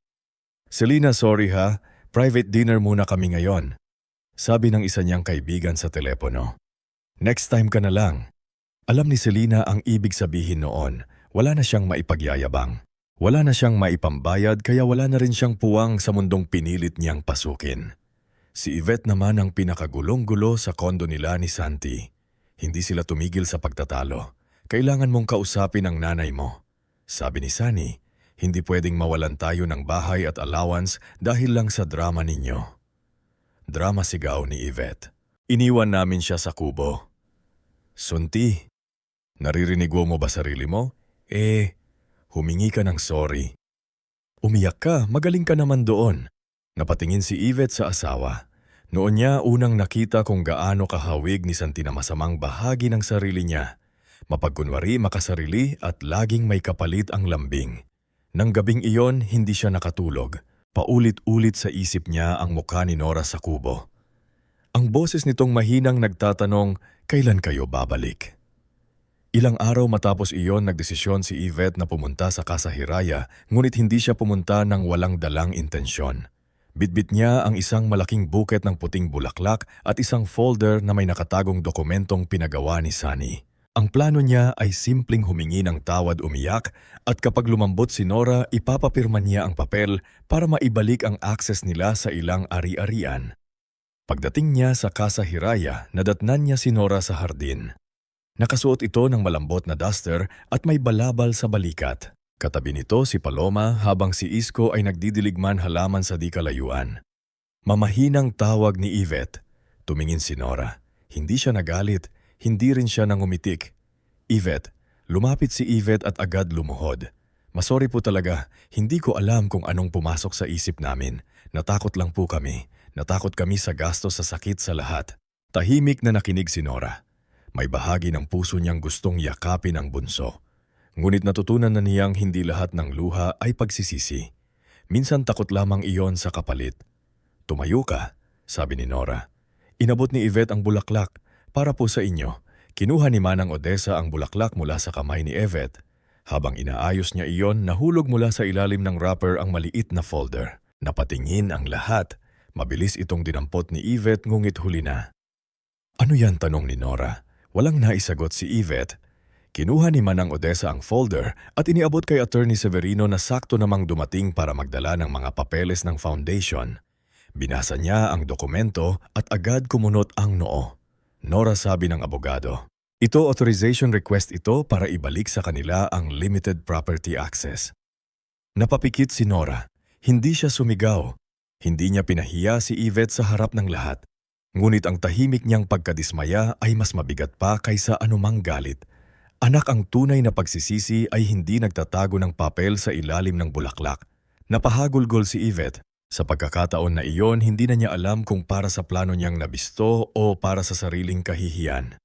Hindi ko alam kung paano babawi kung gusto mong bumawi, sagot ni Nora. Magsimula ka sa walang hinihing kapalit. Umalis si Yvette nang hindi napirmahan ng dokumento, ngunit kakaiba ang pag-alis niya. Hindi siya galit tulad ni Brando. Hindi rin siya purong hiya tulad ni Selena. Habang lumalabas sa gate, lumingon siya sa hardin at nakita niya si Paloma na maingat na inaakiya si Nora, si Isko na inaayos ang silya at si Manang Odessa na nagdadala ng mainit na sabaw. Doon niya unang naramdaman ang hapdi ng katotohanan. Ang ibang tao mas naging anak pa kaysa sa kanilang magkakapatid. Mula noon mas naging malinaw kay Nora ang gusto niyang gawin. Isang umaga pinatawag niya sina Attorney Severino, Maestra Belinda, Paloma Dalmaso at Temyong sa maliit na sala ng Casa Hiraya. Si Dalmaso, ang magtatahong atama ni Leo, ay nahiyang pumasok dahil suot pa niya ang kupas na polo at tsinelas. Pasensya na po, Aling Nora. Baka nakakahiya po ako dito. Walang nakakahiya sa taong lumalaban sa pagmamahal sa anak, sabi ni Nora. Doon niya sinabi ang plano niya. Itatad niya ang Hiraya ni Marcelo Foundation, pangalan ng yumaong asawa niya, upang makatulong sa mahihirap na pasyente may kanser. Hindi ito magiging palabas. Hindi ito gagamitin para pagandahin ang pangalan ng pamilya. Gagamitin ito para sa gamot, pagkain, pamasahe at pansamantalang tutuluyan ng mga bantay na walang pera. Paloma. Sabi ni Nora, ikaw ang gusto kong maging coordinator. Alam mo ang hirap mang pasyente. Manlaki ang mata ni Paloma. Ako po, pero Ma'am Nora, nurse lang po ako. Hindi lang nurse, sagot ni Nora. May puso ka, mas mahalaga iyon kaysa titulo. Belinda, patuloy ni Nora. Ikaw ang bahala sa listahan, dokumento at pagpili ng mga tutulungan. Ayokong may palakasan, tumango si Maestra Belinda. Gagawin natin ang tama. Dalmaso, sabi ni Nora, kung papayag ka, gusto kong ikaw ang maghatid ng pagkain sa mga pasyente tuwing umaga. Babayaran ka ng tama, hindi limos trabaho. Napaiyak si Dalmasio. Aling Nora. Ang laki na po ng tulong ninyo kay Lirio. Hindi lang ito para kay Lirio. Sabi ni Nora, para ito sa lahat ng katulad ninyong lumalaban kahit walang-wala. Ang unang natulungan ng foundation ay si Lirio. Nang dumating ang gamot at kaunting tulong para sa pamasahe nila ng ama niya, yumakap ang bata kay Nora. Lola Nora Mala. Umala-mala sa Nora. Sabi ni Lirio, pag gumaling po ako, magiging teacher ako. Tapos tuturuan ko po ang mga batang mahihirap para hindi sila matakot mangarap. Napaiyak si Nora. Sa batang iyon, nakita niya ang dahilan kung bakit siya kailangan pang mabuhay. Hindi lang para hintayin ang wakas, kundi para mag-iwan ng liwanag. Lumipas ang mga linggo. May mga araw na malakas si Nora at nakakapunta sa hardin. May mga araw naman na halos buong maghapon siyang nakahiga, ngunit hindi na siya walang saysay. Sa bawat resibong inaaprubahan niya para sa gamot. Sa bawat pasyenteng natutulungan, sa bawat pasasalamat na naririnig niya, may bahagi ng kanyang sugat bilang ina ang unti-unting naghihilom. Isang gabi nagkaroon sila ng simpleng hapunan sa hardin. Naghanda si Manang Odessa ng tinolang manok. Nagdala si Dalmaso ng mainit na taho. Si Isko ay nagsabit ng maliliit na ilaw sa puno. Si Maestra Belinda ay nagdala ng lumang radyo na tumutugtog ng kundiman. Si Paloma ay umupo sa tabi ni Nora. Hawak ang listahan ngunang pasyenteng matutulungan ng foundation. Nandoon din si Leo, payat pa rin ngunit mas maliwanag ang ngiti. Nakakatuwa po rito, sabi ni Lirio. Parang pamilya. Napatingin si Nora sa paligid. Hindi ito ang pamilyang ipinanganak mula sa dugo niya. Ngunit ito ang pamilyang pinili siyang alagaan nang wala siyang maibigay na mana sa kanila. Sa ilalim ng maliliit na ilaw habang maririnig ang alon sa malayo at tawanan ng mga taong hindi siya iniwan, tumulo ang luha ni Nora. Bakit po kayo umiiyak? Tanong ni Paloma. Ngumiti si Nora habang pinupunasan ng mata. Kasi ngayon ko lang naramdaman na hindi pala ako ubos. May natira pa pala sa akin. Kinabukasan bumalik si Doktor Casimiro sa Casa Hiraya upang tingnan siya. Matapos ang check-up, umupo ito sa kasama si Nora. Hindi kita bibigyan ng peking pag-asa, sabi ng doktor. Pero masasabi kong mas maganda ang lagay mo kaysa noong una kitang dinala sa ospital. Nakakatulong ang gamutan, nakakatulong ang paligid, nakakatulong na may dahilan kang gumising. Tumingin si Nora sa hardin kung saan naglalaro si Leo habang pinapanood ni Dalmasio. Doc, hindi ko alam kung gaano pa kahaba ang buhay ko, pero ngayon hindi na ako takot na bawat araw ay masayang. Nang gabing iyon, kinausap niya si Attorney Severino. Nasa maliit silang study room ng Casa Hiraya. Sa mesa ay nakalatag ang final revision ng kanyang testamento. Seino, sabi ni Nora, ayokong maging malupit na inaasa huli, pero ayokong maging bulag. Ano ang gusto mong idagdag? Bigyan mo sila ng pagkakataon magbago. Hindi mana agad, hindi pera agad, kondisyon, pananagutan. Kung sino ang tunay na magpapakita ng pagbabago sa loob ng panahon, iyon lang ang magkakaroon ng karapatan. Pero ang foundation siguraduhin mong hindi nila magagalaw. Tumango si Atty. Severino. Gagawin ko. Huminga ng malalim si Nora. Sa labas ay maririnig ang hangin sa mga dahon. Sa unang pagkakataon matapos ang maraming taon, hindi na niya nararamdaman na naghihintay lang siya ng pagbisita ng mga anak. Hindi na niya sinusukat ang kanyang halaga sa kung sino ang darating, sino ang tatawag o sino ang hihingi ng pirma. Sa Ahiraya natutunan niyang may buhay pagkatapos ng pagtataksil. May tahanan pagkatapos ng pag-abandona, may pamilyang nabubuo hindi dahil sa apelyido kundi dahil sa malasakit. At habang hawak niya ang ballpen para lagdaan ang bagong pahina ng kanyang huling habilin sa maliit na study room ng Casa Hiraya, alam ni Nora na hindi pa tapos ang kwento niya. Hindi na siya ang inang iniwan sa kubo. Siya na ang ngayon na babaeng may sakit man ang katawan ay may pusong muling natutong pumili kung kanino ibibigay ang natitirang lakas, yaman at magmamahal. Mahina niyang sabi, kapag dumating ang araw na hindi ko na kayang magsalita para sa sarili ko, siguraduhin mong hindi nila mababaliktad ang katotohanan. Tumango ang matandang abogado. Ipinapangako ko, Nora. Lahat ng dokumento ay maayos. Lahat ng kondisyon ay malinaw at mas mahalaga may mga saksi na ngayon sa tunay na nangyari. Napatingin si Nora sa hawak niyang rosaryo. Ayokong mamatay na punong-puno ng galit. Hindi galit ang ginagawa mo, sagot ni Attorney Siino. Ito ay paglalagay ng hangganan. Hindi agad sumagot si Nora. Sa loob ng maraming taon, hindi niya alam ang salitang hangganan pagdating sa mga anak. Kapag may kailangan si Brando, nagbibiday siya. Kapag may kahihiyan si Selena, tinatakpan niya. Kapag may palusot si Yvette, pinaniniwalaan niya. Ngayon lamang niya natutunan na ang pagmamahal na walang hangganan ay pwedeng maging daan upang abusuhin ka ng mga taong dapat sana ay nagmamahal din sa iyo. Ngunit habang nagkakaroon ng direksyon ang buhay ni Nora sa Casa Hiraya, lalo namang lumulubog sa kaguluhan ang balagtas tela at pananahi sa San Gregorio. Sa opisina ng lumang patahian, pabagsak na inihagis ni Brando ang ilang full bar sa mesa. Nasa harap niya si Mang Paterno, ang matandang empleyadong halos pitaon ang naglilingkod sa negosyo. Kasama rin sa gilid si Aling Susing, tagabantay ng inventory, at si Jomar, ang batang clerk na bagong empleyado ngunit mabilis nang nakakaunawa sa tensyon sa loob ng kumpanya. Bakit hindi pa rin pumapasok ang bayad ng supplier singhal ni Brando? Ilang beses ko bang sasabihin na ako ang namamahala rito? Mahinang sumagot si Mang Paterno, Sir Brando. Humihingi po sila ng clearance mula kay Attorney Severino. Sabi po nila hanggat may legal hold ang ilang account, hindi raw muna sila maglalabas ng bagong shipment. Mga duwag, bulong ni Brando, lahat kayo duwag, hindi kumibo ang mga empleyado. Noon takot sila kay Brando dahil anak siya ni Nora. Ngayon mas takot sila na tuluyang masira ang negosyong nagpakain sa kanilang mga pamilya.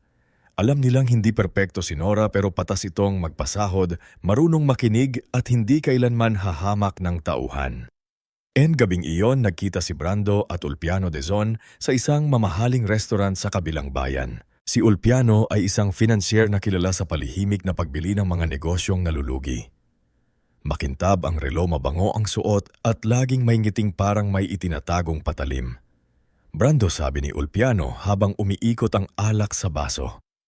Ang problema mo, masyado ka pang umaasa na maaawa sa iyo ang nanay mo. Kung gusto mong makuha ang kontol, kailangan mong kumilos bago siya tuluyang higpitan ng abogado. May legal hold. Sagot ni Brando. Hindi ako makakagalaw sa accounts. Accounts oo, pero asset supplier contracts pending receivables.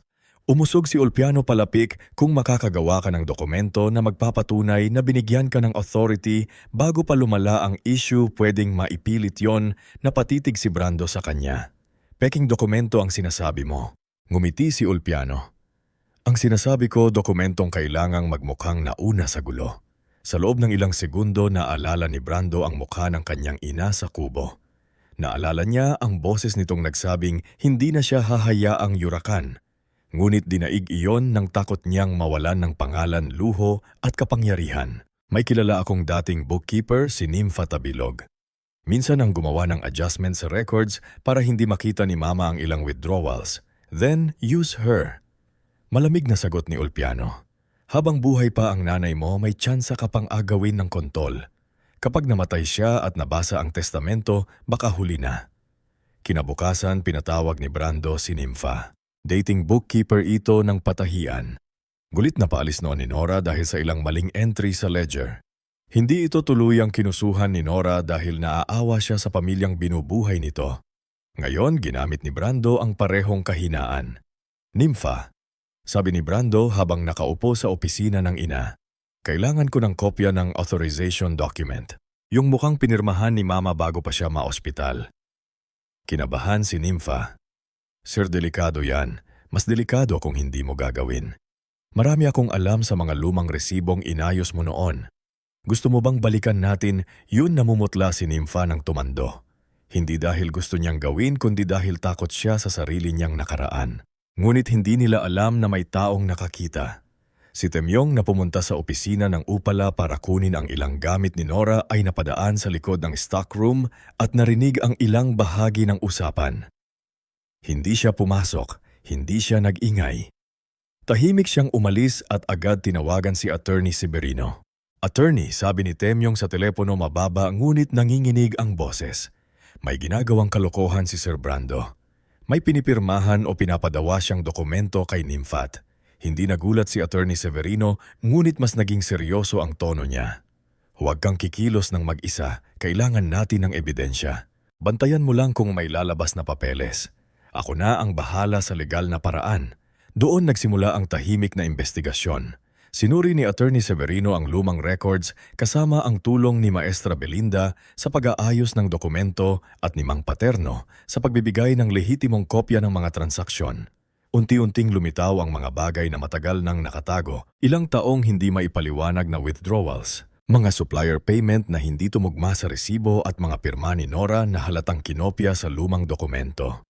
Nang ipakita iyon kay Nora sa kasayraya, hindi siya agad nagsalita.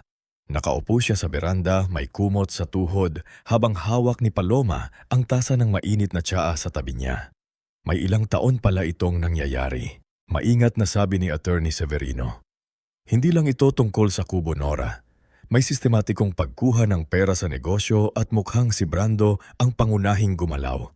Matagal na nakatingin si Nora sa mga papel. Hindi siya sumigaw, hindi siya nagmura. Ngunit ang katahimikan niya ay mas masakit tingnan kaysa galit. Noong maliit si Brando, mahina niyang sabi. Takot siyang matulog ng patay ang ilaw. Lagi niyang sinasabi, mahuwag kang aalis ha. Kaya kahit pagod ako sa patahian, tumatabi ako sa kanya hanggang makatulog siya. Tumulo ang luha niya, ngunit hindi niya pinunasan agad.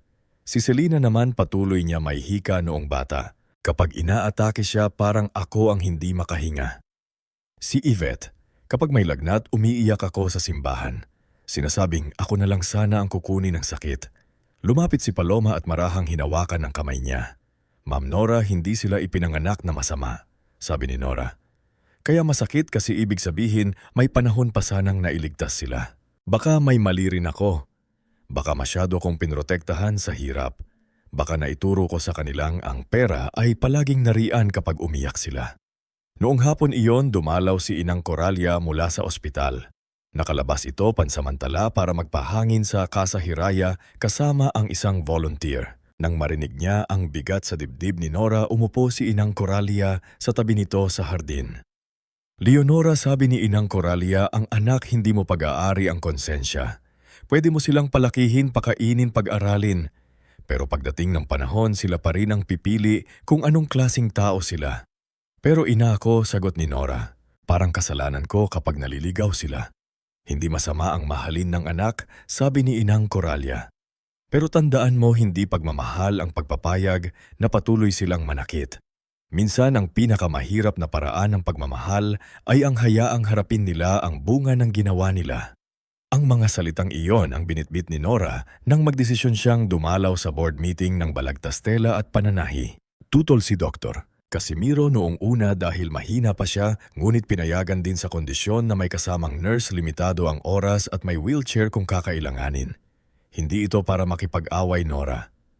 Sabi ni Dr. Casimiro, ito ay para tapusin ang pagtatago.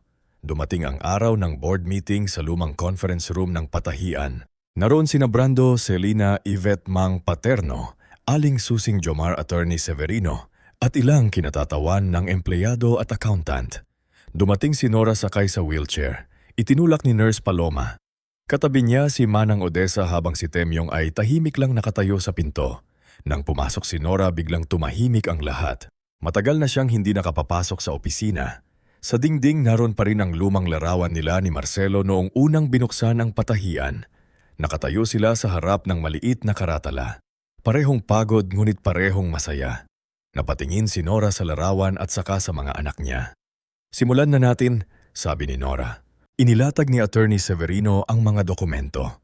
Isa-isa niyang ipinaliwanag ang legal hold, ang tangkang gawa ng peking authorization at ang mga lumang transaksyon na hindi maipaliwanag.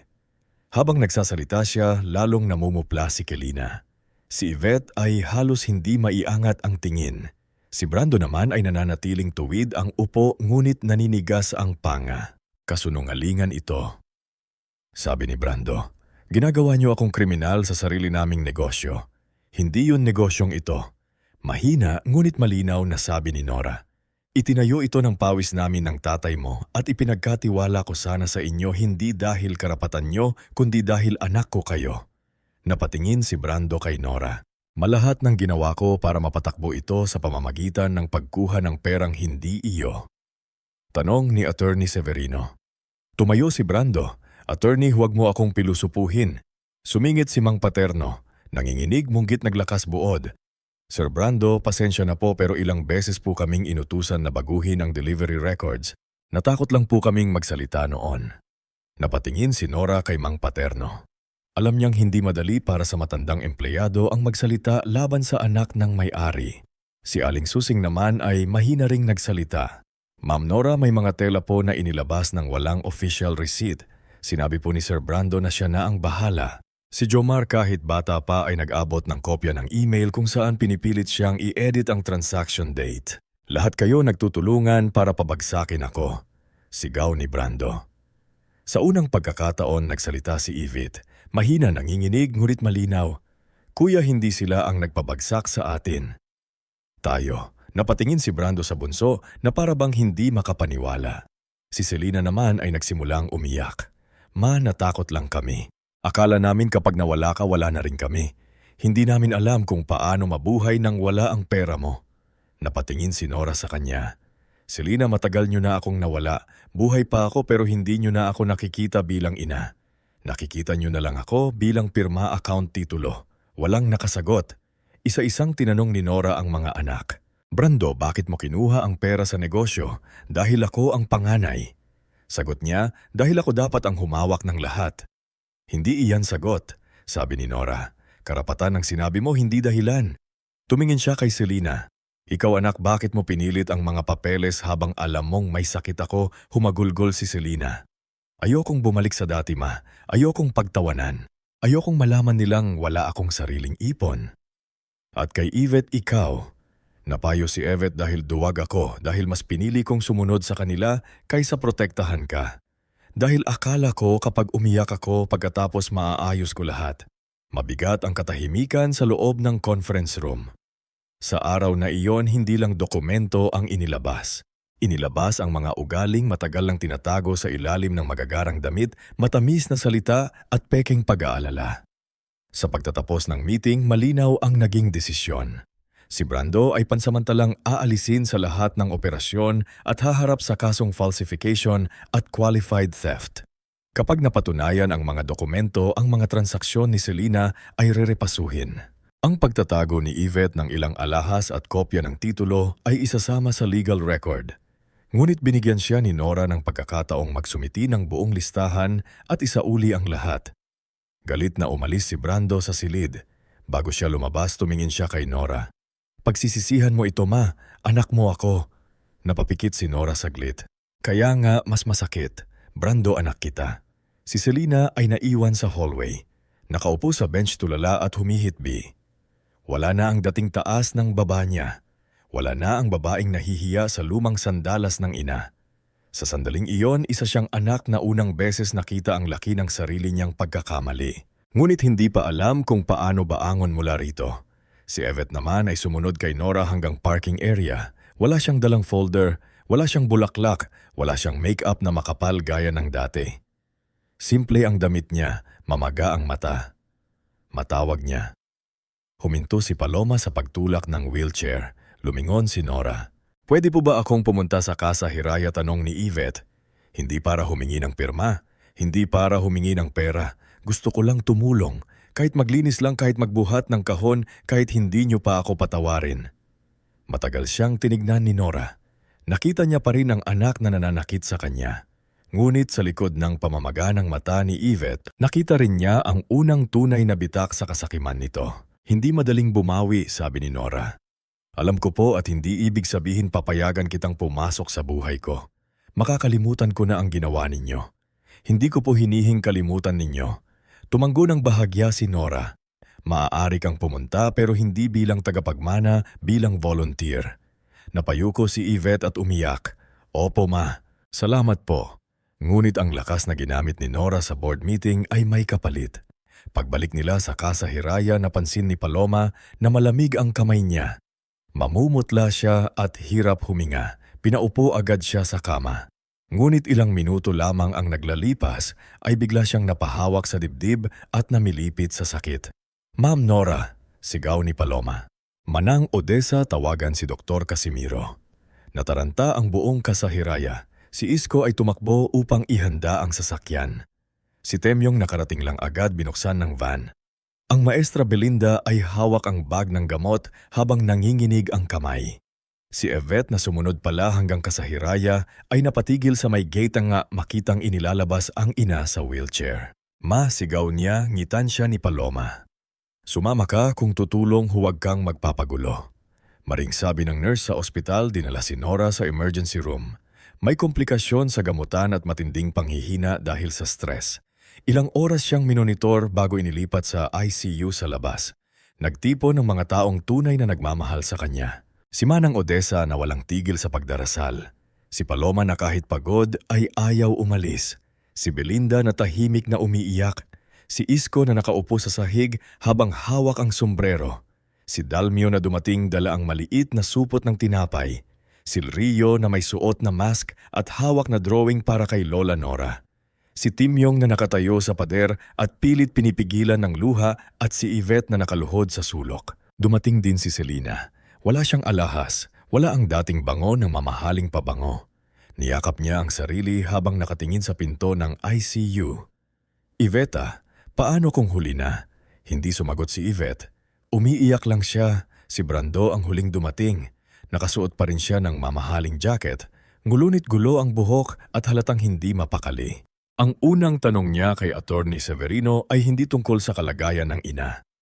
Anong mangyayari sa testamento kung mamatay siya ngayon? Napatingin sa kanya ang lahat. Si Selena mismo ang napasigaw. Kuya, nanay natin ang nasa ICU. Praktikal lang ako. Sagot ni Brando, ngit sa mata niyang may takot na rin. Lumapit si Attorney Severino sa kanya. Ang testamento ay malinaw at bawat salitang sinasabi mo ngayon, Brando, lalo lamang nagpapatunay kung bakit ginawa iyon ng ina mo. Ilang sandali pa lumabas si Dr. Casimiro. Pagod ang mukha nito ngunit kalmado ang boses. Gising siya, sabi niya, mahina, pero gustong makausap si Attorney Severino. Pumasok ang abogado sa AU-ICCU. Nakahiga si Nora. May nakakabit na swero at monitor. Maputla siya.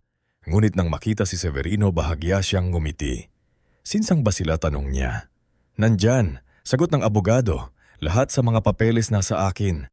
Mahinang itinaas ni Nora ang kamay. Ibigay mo. Nag-atubili si Attorney Severino. Nora, pwede itong ipagpaliban, humiling siya. Hindi. Habang malinaw pa ang isip ko, inilapag ng abogado ang dokumento sa maliit na board. Inalay niya ang kamay ni Nora habang hawak nito ang ballpen. Naninginig ang mga daliri niya, ngunit pinilit niyang pirmahan ang huling dokumento, ang final instruction para sa testamento, sa foundation, sa negosyo at sa kondisyon para sa kanyang mga anak. Matapos pumirma, napapikit siya. Akala ni Attorney Severino ay nakatulog. Ngunit muli siyang nagsalita. Severino, sabihin mo sa kanila, hindi mana ang huling iiwan ko. Tumulo ang luha ng abogado. Ano ang gusto mong sabihin ko? Dahan-dahang iminulat ni Nora ang mga mata. Sa kabila ng panghihina, malinaw ang kanyang tinig. Hindi mana ang huling iiwan ko sa kanila kundi katotohanan. Sa labas ng ICU, hindi pa alam ng mga anak ang eksaktong pinirmahan ni Nora. Ngunit sa gabing iyon, habang ang bawat tunog ng monitor ay tila paalala na maikli at marupok ang buhay, nagsimula nang mabasag ang huling ilusyon ng pamilyang Balagtas. Hindi na kayang bilhin ng pera ang panahon. Hindi na kayang takpan ng luha ang kasalanan. At hindi na kayang ibalik ng salitang anak ang tiwalang winasak ng sariling kamay. Mula sa huling salitang binitawan ni Nora sa loob ng ICU, hindi mana ang huling iiwan ko sa kanila, kundi katotohanan. Tila may mabigat na kampanang tumunog sa tahimik na gabi ng ospital. Hindi iyon narinig ng lahat sa hallway, ngunit naramdaman nila ang bigat nito sa mukha ni Attorney Severino nang lumabas siya mula sa pintuan. Namumula ang mga mata ng abogado. Hawak sa dibdib ang folder na naglalaman ng huling pirma ni Nora. At sa unang pagkakataon sa maraming taong pagiging matatag niyang legal counsel ng pamilyang Balagtas, hindi niya agad nahanap ang tamang salita. Si Brando ang unang lumapit kahit kanina pa siyang pinagtitinginan ng lahat dahil sa walang puso niyang tanong tungkol sa testamento. Pilit pa rin niyang itinayo ang sarili, parang siya ang may karapatan sa lahat. Attorney, sabi niya, mababang ngunit pilit na kontrolado ang boses. Ano ang pinirmahan ni Mama? Tinignan siya ni Attorney Severino. Ang isang dokumentong matagal niyang dapat pinirmahan. Brando, isang dokumentong magpoprotekta sa kanya sa negosyong itinayo nila ng tatay mo at sa mga taong hindi niyo kayang alagaan. Hindi mo kami pwedeng pagbawalang malaman na singgit ni Brando. Anak kami. Sa pagkakataong ito, si Selena ang humakbang sa pagitan nila. Namamaga ang mata niya. Hawak ang panyo sa nanginginig na kamay. Kuya, tumigil ka muna. Nasa loob si Mama. Buhay pa siya. Hindi pa siya libing para pag-usapan mo. Parang pera lang siya. Napatingin si Brando sa kapatid niya. Halatang hindi sanay na sinasagot siya. Ikaw pa ang magsasalita. Ikaw ang unang naghahanap ng mga papeles. Alam ko. Mahina ngunit matigas na sagot ni Selena. At habang buhay kong pagsisisihan iyon. Pero ngayong gabi, kahit ngayon lang, huwag mo siyang gawing account number. Sa sulok, tahimik na umiiyak si Yvette. Hindi na siya nagsalita, wala na siyang lakas makipagtalo. Sa isip niya, paulit-ulit na bumabalik ang tanong ni Nora sa kubo. Kailan kayo babalik? At ang sagot nilang iniwan sa hangin ay hindi pagmamahal kundi pagtatakwin. Lumipas ang ilang araw bago muling naging stable ang kalagayan ni Nora. Hindi na siya kasing lakas tulad noong nasa Casa Hiraya. Ngunit nagising siya ng malinaw ang isip. Maputla ang labi, payat ang mukha at madaling hingalin. Ngunit ang titig niya ay hindi na titig ng babaeng natatakot. Iyon ay titig ng isang inang dumaan na sa pinakamadilim na bahagi ng sariling pamilya at nakalabas ng dala ang sariling dignidad. Isang umaga nang nasa tabi niya si Manang Odessa at inaayos ni Nurse Paloma ang gamot. Mahinang nagsalita si Nora. Gusto kong umuwi sa lumang bahay. Natigilan si Odessa. Ma'am Nora, sa bahay po ninyo sa San Gregorio. Tumanggo si Nora. Hindi para tumira, para magsalita. Gusto kong makaharap silang lahat habang kaya ko pa. Tinawag si Dr. Casimiro. Noong una tumutol ito dahil delikado ang biyahe at madali nang mapagod si Nora. Ngunit nang makita niya ang kapayapaan sa mukha nito, naunawaan niyang may mga sugat na hindi kayang gamutin ang ospital. May mga bagay na kailangang tapusin para makahinga ng buo ang pasyente. Isang araw lang, sabi ni Dr. Casimiro. May nurse kang kasama, may oxygen tank sa sasakyan kung kailanganin. At kapag napagod ka, ihinto natin. Ngumiti ng mahina si Nora. Salamat, Doc. Hindi ko kailangang magtagal. Kailangan ko lang magsabi ng totoo. Inayos ni Attorney Severino ang pagtitipon sa lumang bahay ng mga Balagtas. Hindi iyon marangya. Walang handaan. Walang mga bisitang makikiusyoso.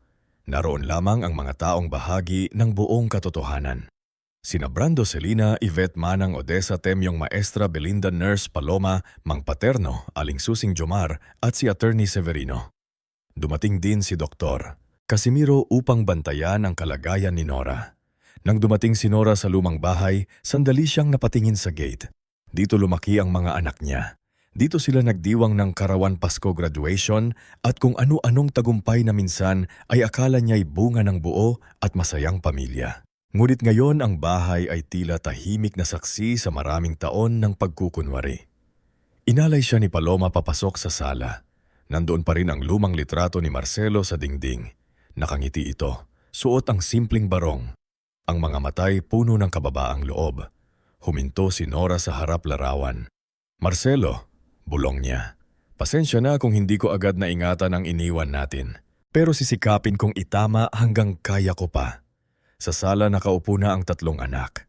Si Brando ay matigas pa rin ang mukha ngunit halatang pagod at kulang sa tulog.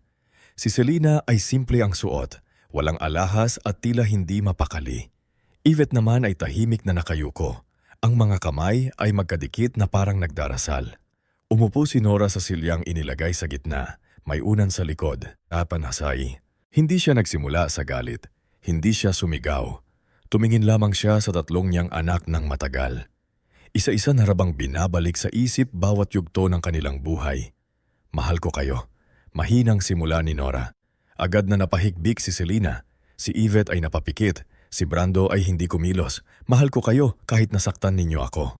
Mahal ko kayo kahit noong iniwan ninyo ako sa kubo. Mahal ko kayo kahit noong mas pinili ninyo ang pera kaysa ang kamay kong nanginginig. Pero hindi ibig sabihin nun, hahayaan ko na lang na ipagpatuloy ninyo ang mali. Hininga siya ng malalim. Lumapit si Paloma upang tignan kung nahihirapan siya. Ngunit bahagya siyang umiling. Kaya pa niya, buong buhay ko. Inakala ko kapag ibinigay ko sa inyo ang lahat matututo kayong magmahal. Ngunit ang natutunan pala ng ilan sa inyo ay kumuha. Kumuha ng kumuha hanggang sa mismong ina ninyo ay nakita ninyo na lang bilang hadlang. Mamahina ang boses ni Celina. Itinaas ni Nora ang kamay hindi para patahimikin ang masama kundi para tapusin muna ang sasabihin. Pakinggan ninyo ako. Ngayon lang ako magsasalita ng ganito at baka ito na ang huling pagkakataon. Tumayo si Attorney Severino at binuksan ng folder. Ipinaliwanag niya ang laman ng huling testamento at legal instructions ni Nora. Ang malaking bahagi ng pera, lupain at investment ni Nora ay ilalagay sa hirayan ni Marcelo Foundation upang punduhan ang gamot pagkain, pamasahe at pansamantalang tutuluyan ng mga mahihirap na pasyente may cancer. Ang lumang patahian at tindahan ng tela ay ililipat sa isang trust na pamamahalaan ni na Maestra Belinda Nurse Paloma at Mang Paterno kasama ang legal oversight ni Attorney Severino upang patuloy itong makapagbigay ng trabaho sa mga mananahi biyuda solo parent at mahihirap na manggagawa sa San Gregorio. Napatingin si Mang Paterno kay Nora. Nangingilid ang luha. Ma'am Nora, hindi po namin sasayangin. Alam ko, sagot ni Nora, kaya sa inyo ko ipinagkatiwala. Nagpatuloy si Attorney Severino. Si Yvette ay bibigyan lamang ng maliit na bahagi ng personal allowance hindi bilang gantimpala kundi upang makapagsimula muli. Ngunit may kondisyon, kailangan niyang maglingkod sa foundation bilang volunteer at trainee. Sa loob ng 3 taon sumailalim sa counseling at isauli ang lahat ng alahas at dokumentong kinuha niya. Kung mapapatunayan ang tunay na pagbababo, doon lamang siya maaaring bigyan ng mas malaking tungkulin sa proyekto. Si Yvette ay napaiyak at tumanggo. Tatanggapin ko po kahit walang allowance, gagawin ko pa rin. Tumingin si Nora sa kanya. Huwag mong sabihin ngayon, ipakita mo araw-araw. Sumunod na binasa ni Attorney Severino ang bahagi para kay Celina. Hindi siya bibigyan ng malaking pera, ngunit sasagutin ni Nora ang counseling. Simpleng tirahan sa loob ng 1 taon at livelihood training kung gugustuhin niyang matutong magtrabaho nang hindi umaasa sa luho at pangalan ng pamilya. Kung pipiliin niyang bumalik sa dating buhay, automatikong mawawala ang tulong.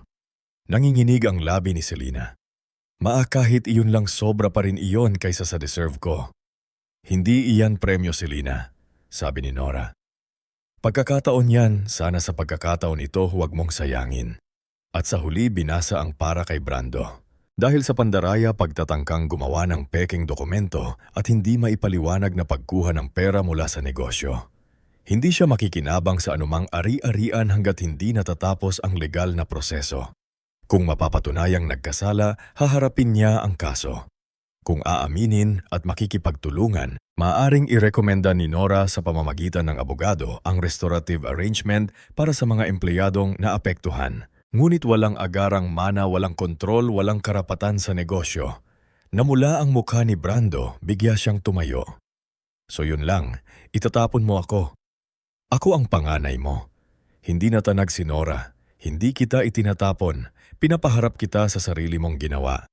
Pamilya tayo, sigaw ni Brando. Dapat pamilya ang unang umiintindi. Sa pagkakataong iyon, si Yvette ang tumayo. Umiiyak. Kuya, pamilya rin si Mama nung iniwan natin siya sa kubo. Naintindihan ba natin siya? Parang sinampal si Brando sa tanong na iyon. Ngunit sa halip na manahimik, lalo siyang nagalit. Hinablot niya ang folder mula sa mesa, ngunit mabilis siyang pinigilan ni Temyong at ng pulis na kasama ni Attorney Severino bilang precaution. Nagpumiglas siya. Galit na galit hanggang sa malaglag ang ilang papel sa sahig. Bitawan niyo ako, sigaw niya. Akin ito, amin ito.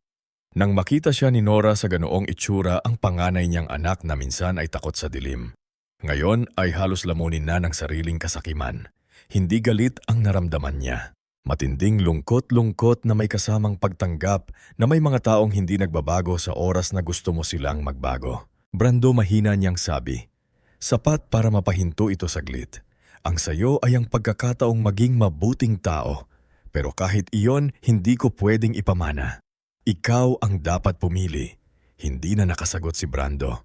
Inilabas siya ng pulis upang kausapin sa labas dahil sa tangka niyang agawin ang legal na dokumento. Naiwan sa sala ang mabigat na katahimikan. Lumipas ang mga linggo matapos ang pagtitipong iyon. Hindi biglaan ang pagbabago. Hindi parang pelikulang isang iyak lang ay nagbago na ang lahat. Si Brando ay pansamantalang nakakulong habang iniimbestigahan ang falsification at pagkuha ng pera. Sa unang mga dirawo, puro galit ang laman ng mga mensahe niya. Sinisisi niya si Attorney Severino, ang mga empleyado, maging si Nora. Ngunit nang makita niyang wala nang sumusunod sa kanya, wala nang yumuyuko sa pangalan niya, at wala nang perang pwedeng takbuhan, unti-unting nabasag ang pader ng yabang niya. Si Selena naman ay lumipat sa maliit na apartment na inayos ni Attorney Severino ayon sa kondisyon ni Nora. Sa una, halos hindi siya makatulog dahil walang aircon na kasing lamig ng dati. Walang walk-in closet, walang kasambahay na susunod sa utos niya. Ngunit isang araw binuksan niya ang lumang kahon ng damit na dala niya noong bata siya. Kupas na iyon ngunit maayos pa rin ang tahik. Doon siya naupo sa sahig at umiyak ng matagal. Kinabukasan, ibinenta niya ang ilan sa mamahaling bag para bayaran ang mga utang niya sa butik at salon. Hindi pa siya ganap na mabuti ngunit nagsisimula na siyang maging totoo. Si Yvette ang unang regular na bumalik sa Casa Hiraya. Hindi na siya naka-makeup ng makapal. Hindi na siya nagdadala ng bulaklak na may nakatagong dokumento. Dumarating siya ng maaga, naglilista ng gamot, nagbubuhat ng kahon ng relief packs, naglilinis ng maliit na pantry at tumutulong kay Dalmasio sa paghahatid ng pagkain sa ospital. Noong unang araw niya bilang volunteer, hindi siya pinuri ni Nora. Pinanood lang siya nito mula sa beranda. Nang napansin siya ni Yvette, lumapit siya at tahimik na sabi, hindi ko po inihing maniwala kayo agad, basta papasok ulit ako bukas. At pumasok nga siya kinabukasan. At sa sumunod pa, unti-unti ring lumago ang Hiraya ni Marcelo Foundation. Sa tulong ni Maestra Belinda, naging maayos ang listahan ng mga pasyente. Si Paloma ang namahala sa medical coordination. Si Mang Paterno ang naglaan ng bahagi ng kita ng patahian para sa pondo. Habang sina Aling Susing at Jomar ay tumulong sa inventory at donation records. Si Isko ay nagtanim ng gulay sa likod ng Casa Hiraya upang may sariwang pagkain ng mga pasyente. Si Dalmaso na dating nahihiyang pumasok sa bahay ngayon ay isa ng regular na tagapaghatid ng pagkain at gamot. Si Lirio, ang batang cancer patient na naging malapit kay Nora, ay unti-unting lumakas. Hindi man madali ang gamutan, nakabalik siya sa pag-aaral ng paunti-unti. Isang hapon dumating siya sa Casa Hiraya, dala ang maliit na medalya mula sa klase. Lola Nora, sabi ni Lirio, nakangiti kahit payat pa rin. First honor po ako sa kwarter namin. Napaiyak si Nora habang hawak ang medalya. Marcelo bulong niya habang nakatingin sa langit. May bunga ang ipinangalan natin sa'yo. Lumipas ang panahon. Hindi tuluyang gumaling si Nora ngunit nabigyan siya ng mas mahaba at mas makabuluhang mga araw kaysa sa unang inaasahan ng doktor. May mga araw na mahina siya at hindi makabangon. May mga araw na nakaupo siya sa hardin nakabalabal habang pinapanood ang mga taong pumapasok at lumalabas sa foundation. Hindi na niya sinusukat ang buhay sa haba nito. Sinusukat niya ito sa dami ng pusong natulungan. Pagkalipas ng halos 2 taon, nagkaroon ng simpleng pagtitipon sa Casa Hiraya para sa kaarawan ni Nora. Hindi na siya makalatad ng mag-isa ngunit malinaw pa rin ang isip niya. Naroon sinama ng Odessa Timyong Paloma, Belinda Isco Dalmaso Lirio, Mang Paterno, Alingusing, Jomar Dr. Casimiro at Attorney Severino. Naroon din si Yvette, payak ang suot hawak ang train para sa mga pasyente. At sa bandang huli dumating si Selena.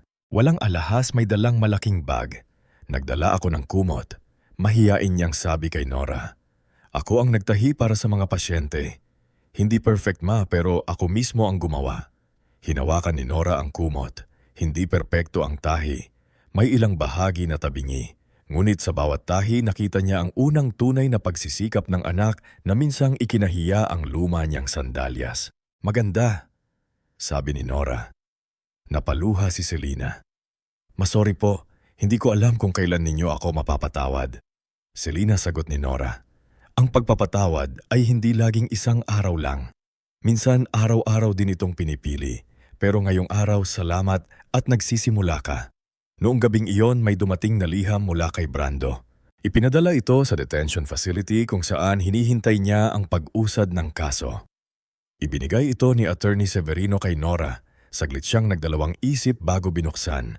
Maikli lang ang liham, hindi ko alam kung paano magsimula.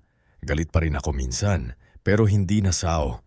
Galit ako sa sarili ko dahil noong kailangan mo ako pera ang nakita ko. Hindi ko hinihing baguhin mo ang testamento. Hindi ko rin hinihing iligtas mo ako sa kaso. Gusto ko lang sabihin na naaalala ko na ngayon ang gabing tinabihan mo ako noong takot ako sa dilim. Ako pala ang naging dilim sa buhay mo. Pasensya na ma. Nang matapos basahin ni Nora ang liham, pumikit siya. Hindi niya sinabing ayos na ang lahat. Hindi niya sinabing burado na ang sakit. Ngunit inilapit niya ang papel sa dibdib at bulong, sana ito ang una mong tunay na hakbang anak. Nang dumating ang huling mga buwan ni Nora naging mas payapa siya. May sakit pa rin, may kirot pa rin. Ngunit wala na ang bigat ng hindi nasabing katotohanan. Isang madaling araw habang mahina ang ulan sa labas ng Casa Hiraya, naramdaman ni Manang Odessa na kakaiba ang paghinga ni Nora. Tinawag siya ni Paloma ni Doktor Casimiro at ni sina Yvette at Selena na noon ay parehong nasa bahay dahil nagbabantay. Nakaupo si Nora sa kama. Inalalayan ng mga unan hawak ang rosaryo ni Marcelo. Sa gilid ng kama nakaluhod si Yvette, hawak ang isang kamay niya. Sa kabila naman ay si Selena, tahimik na umiiyak. Si Paloma naman ay nakatayo sa tabi. Nanginginig ang labi habang si Manang Odessa ay nagdarasal.